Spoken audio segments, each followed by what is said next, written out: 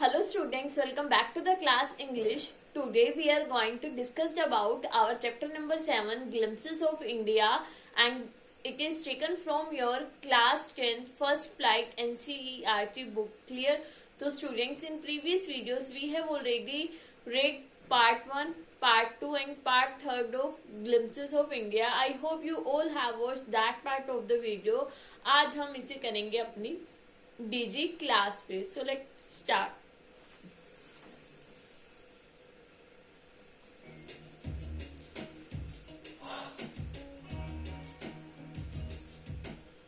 Can you imagine Indian cooking without potato or tomato?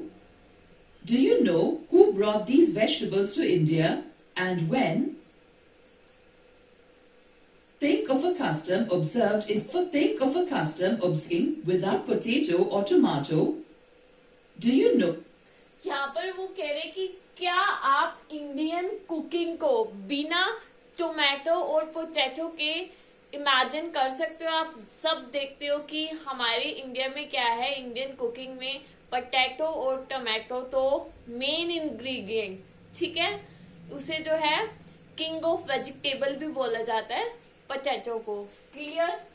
Do you know who brought these vegetables to India and when? क्या आपको पता है कि ये vegetables जो है वो इंडिया में जो है कौन लाया और कब लाया? Clear?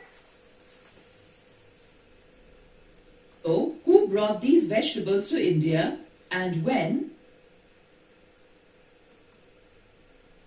Think of a custom observed in your family or among your neighbors. Do you know the origins of the custom? Do you know if this custom or a similar one is observed in other parts of India? Do you know what features are unique to your community and what it shares with other communities in India?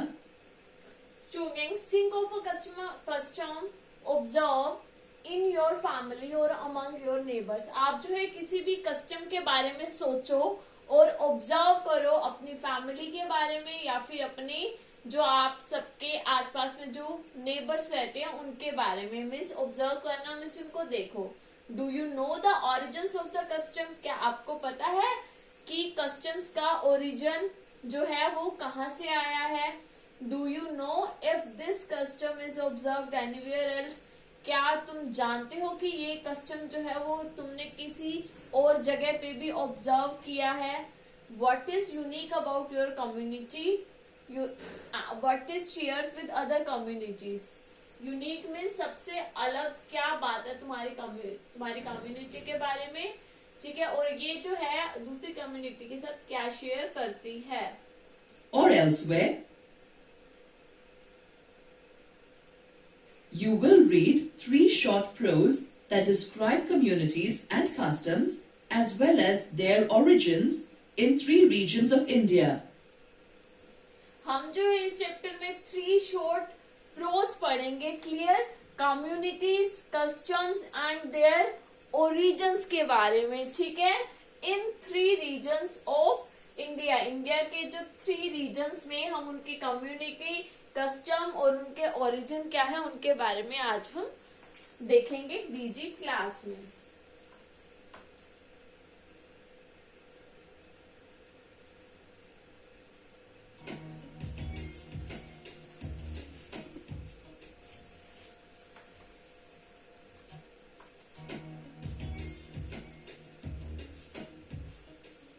The 3 short prose collected under the title of Glimpses of India describe 3 regions of India and give a tantalizing view of the rich diversity of the country.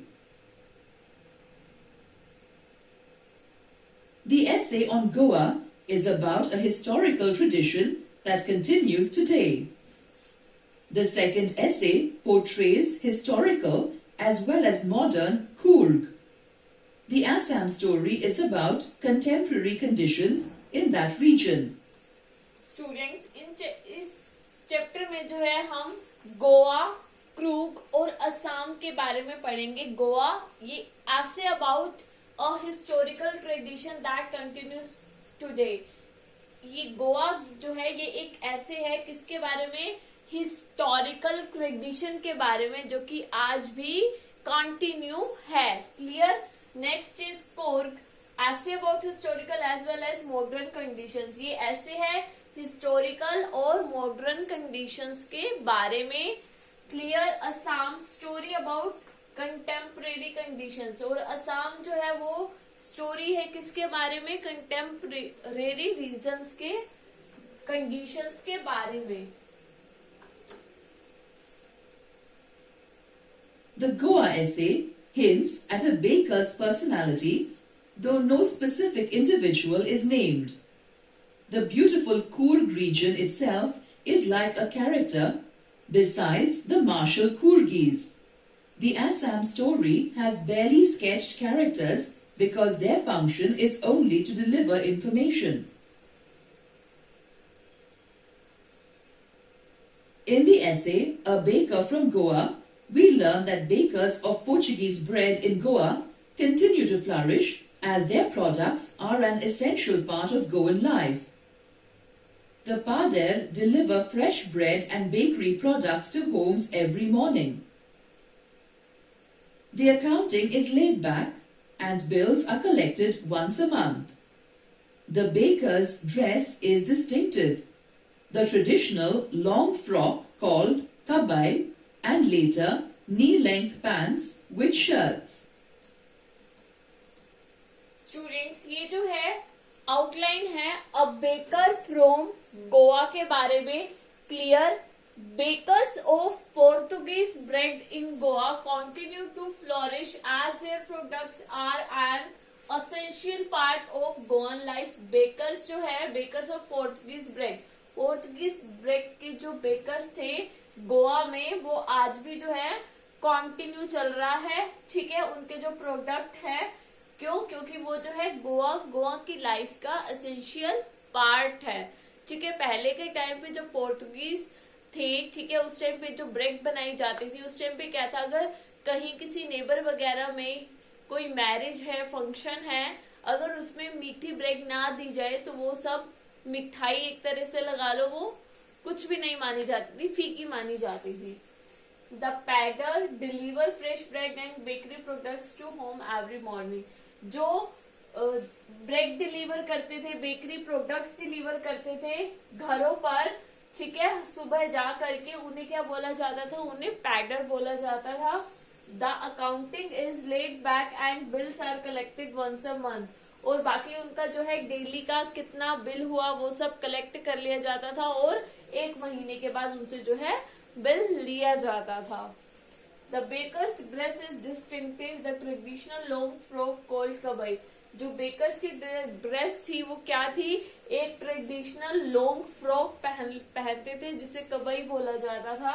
And later knee length pants with shirt. और उसके बाद जो है, पहले तो long frock पहनते थे, उसके बाद जो है नी लेंथ तक की यानी कि घुटनों तक की पैंट पहनने लगे। और किसके साथ? शर्ट्स के साथ। क्लियर।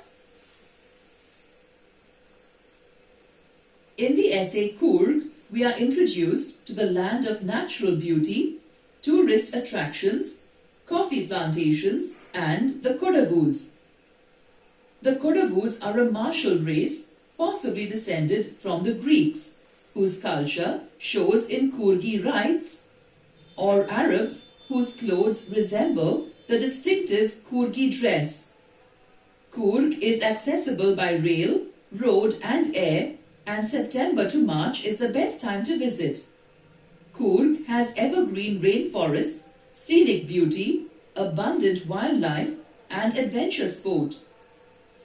कुर्ग सेकंड जो है हमारा, कुर्ग ऐसे जो है, Coorg is a land of natural beauty. Coorg क्या है? नेचुरल ब्यूटी की एक लैंड है। अगर आप वहां जाओगे तो आपको नेचुरल ब्यूटी देखने को मिलेगी। टूरिस्ट अट्रैक्शन कॉफी प्लांटेशन है and the कोदावास।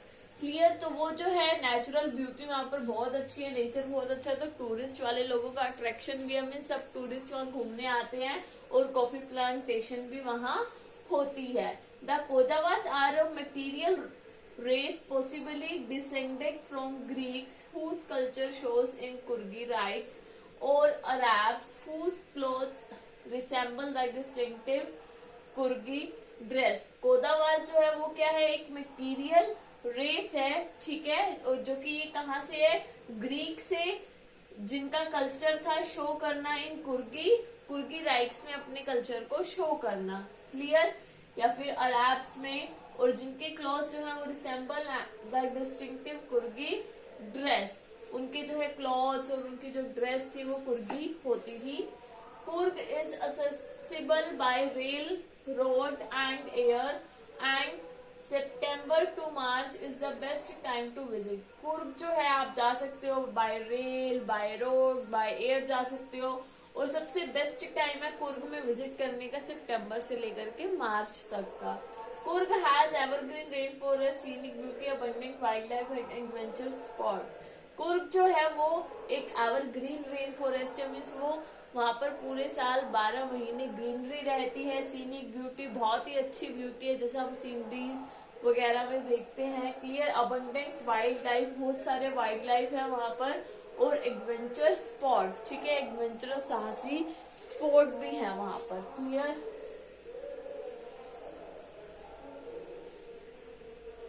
In Tea from Assam, Pranjol, who grew up on a tea estate, is travelling to Assam with his friend Rajveer. Rajveer is new to the region and has read all he could about tea. Assam has the largest concentration of tea plantations in the world. Tea bushes are pruned low and workers pluck the leaves. The sprouting period from May to June yields the best tea. The Chinese have drunk tea since 2700 BC. Tea reached Europe in the 16th century and was drunk as a medicine. Students, ये जो है हमारा third T from Assam clear glimpses of India का जो third part है, इसके कुछ outlines दी हुई हैं। Pranjal who grew up on a tea estate is travelling to Assam with his friend Rajveer. Pranjal जो है वो एक ऐसी जगह पे बड़ा हुआ है, एक ऐसी टी स्टेट में बड़ा हुआ है, ठीक है, जो अब जो है राजवीर उसका जो फ्रेंड है वो उसे अपने स्टेट में लेकर के जा रहा है, उसके साथ ट्रेवल कर रहा है।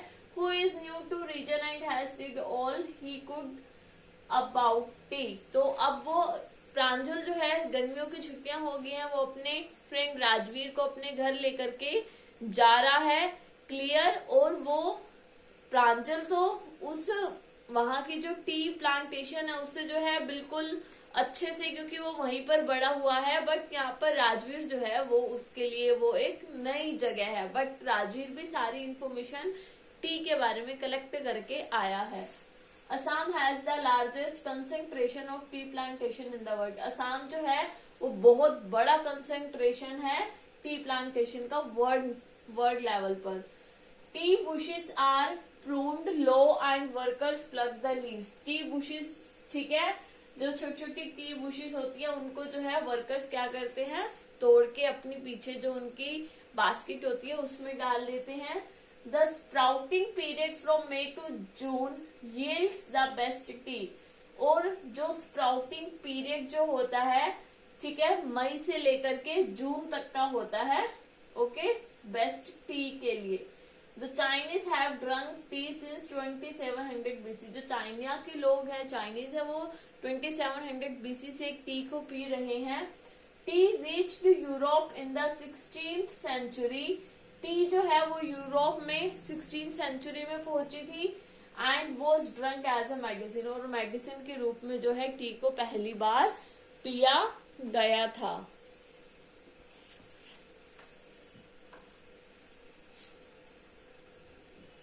The cultural richness of India is in its many varied regions, each with its own unique features. इसमें थीम क्या है इसके ग्लिम्सेस ऑफ इंडिया की? The cultural richness of India. India की जो है कल्चरल रिचनेस को बताया गया है। Is in its many varied regions each with its own unique features. और सबका जो है वो यूनिक फीचर भी है, मतलब विशेषता भी है।